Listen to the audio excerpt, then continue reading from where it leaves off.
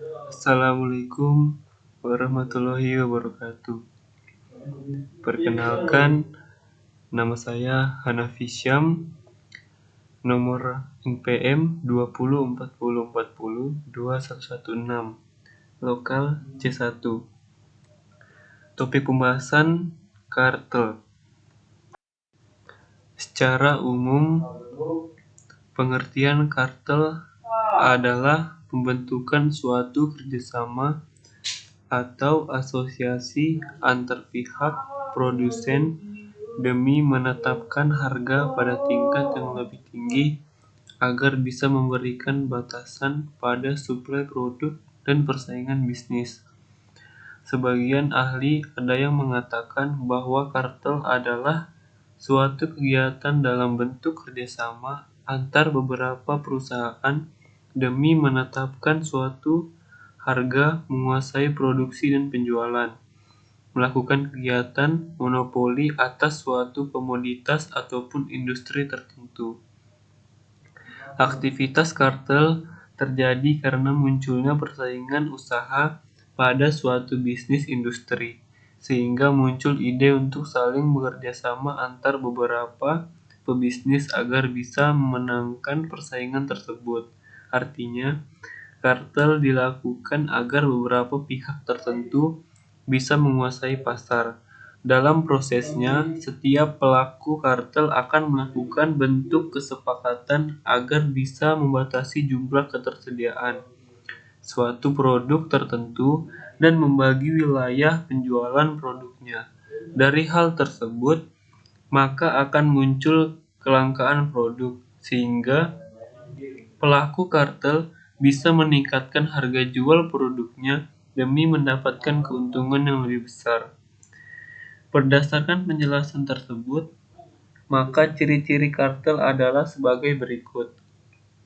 Adanya persekongkolan antar beberapa pelaku usaha agar bisa memenangkan persaingan bisnis. Timbulnya usaha untuk mengurangi atau menghapus persaingan bisnis, adanya usaha untuk memonopoli pasar oleh beberapa pengusaha, harga produk yang tidak sesuai, dan bahkan lebih tinggi.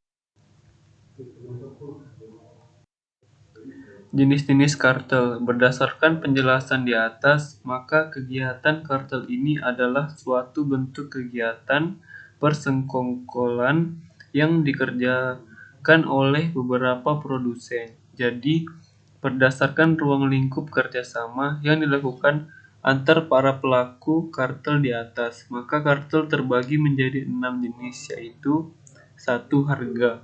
Kartel harga. Kartel harga adalah kartel yang dilakukan untuk menetapkan suatu harga pokok produk yang dihasilkan oleh para produsen yang tergabung dalam suatu kartel.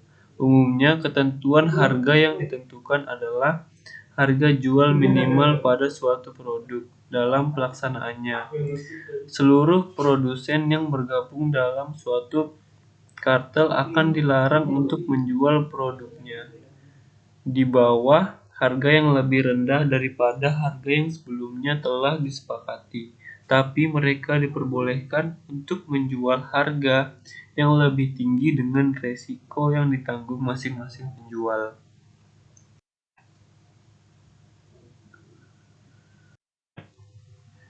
Dua, kartel syarat. Kartel syarat adalah kartel yang erat hubungannya dengan penetapan suatu persyaratan tertentu dalam suatu kegiatan perdagangan maupun bisnis, seperti persyaratan penjualan, standar kualitas suatu barang, standar keemasan, dan juga standar pengiriman barang. Pada dasarnya, jenis kartel ini dilakukan untuk menghadirkan variasi produk dan atributnya, demi menghindari persaingan yang terjadi antar tiap produsen. 3. Kartel rayon.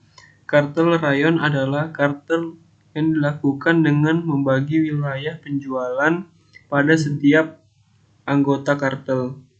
Dalam hal ini, masing-masing anggota kartel mempunyai daerah tertentu untuk menjual produknya, dengan penetapan harga yang sudah ditetapkan pada masing-masing daerah. Dengan hadirnya kesepakatan seperti ini, maka setiap anggota kartel dilarang untuk menjual produknya ke wilayah lainnya.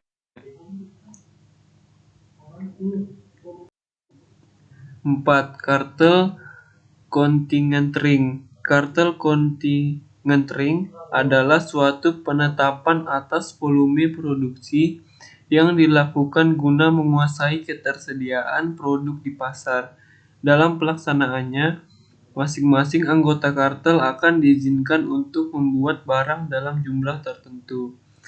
Jika ada anggota kartel yang membuat atau memproduksi produk lebih sedikit daripada jatah yang sudah ditetapkan, maka mereka akan mendapatkan suatu hadiahnya. Sebaliknya, jika ada anggota kartel yang meningkatkan jumlah produksi lebih dari yang sudah ditetapkan, maka mereka akan mendapatkan sanksi denda. 5. Kartel penjualan. Kartel penjualan adalah suatu penetapan kantor penjualan yang sifatnya terpusat, artinya setiap masing-masing anggota kartel lainnya diperbolehkan untuk menjual produknya melalui kantor penjualan tunggal, sehingga tidak akan ada persaingan pada tiap anggota. 6. Kartel pol. Kartel pol atau kartel pembagian keuntungan adalah jenis kartel yang ada pada kesepakatan tentang pembagian laba dan pendapatan. Dalam pelaksanaannya, setiap anggota kartel akan menghimpun laba kotor yang diperoleh dari kas bersama. Lalu laba bersih yang diperoleh akan dibagikan ke seluruh anggota kartel sesuai kesepakatan.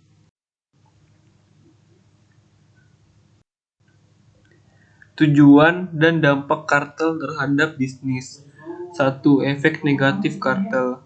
Setiap pengusaha akan mengalami masalah saat akan melakukan inovasi dan ekspansi usaha karena sudah terikat dengan adanya peraturan dan sanksi yang ada.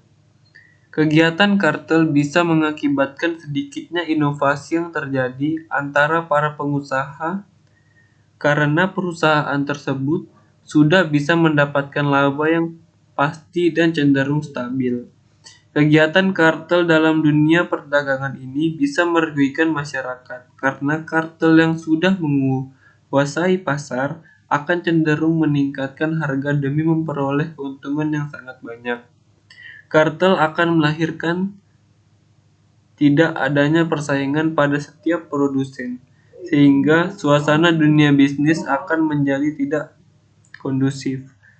Biasanya kartel akan melahirkan ketidakstabilan harga, sehingga akan mempengaruhi daya beli konsumen. Usaha penguasaan harga produk yang dilakukan oleh kartel akan memicu adanya inflasi yang bisa merugikan masyarakat.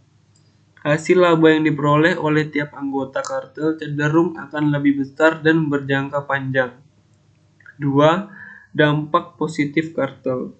Kegiatan kartel bisa membangun hubungan kerja antara tiap perusahaan dan para pekerja pun akan cenderung lebih kondusif karena peningkatan upah akan lebih mudah untuk dilakukan. Setiap anggota kartel mempunyai posisi yang lebih baik dalam persaingan pasar bebas, sehingga resiko PHK akan sangat minim terjadi. Pihak perusahaan bisa meminimalisir risiko kerugian karena rendahnya tingkat penjualan karena produksi atau penjualan sudah diatur dan dijamin jumlahnya. Sekian dan terima kasih. Kurang lebihnya mohon maaf. Billahil taufik wal hidayah. Wassalamualaikum warahmatullahi wabarakatuh.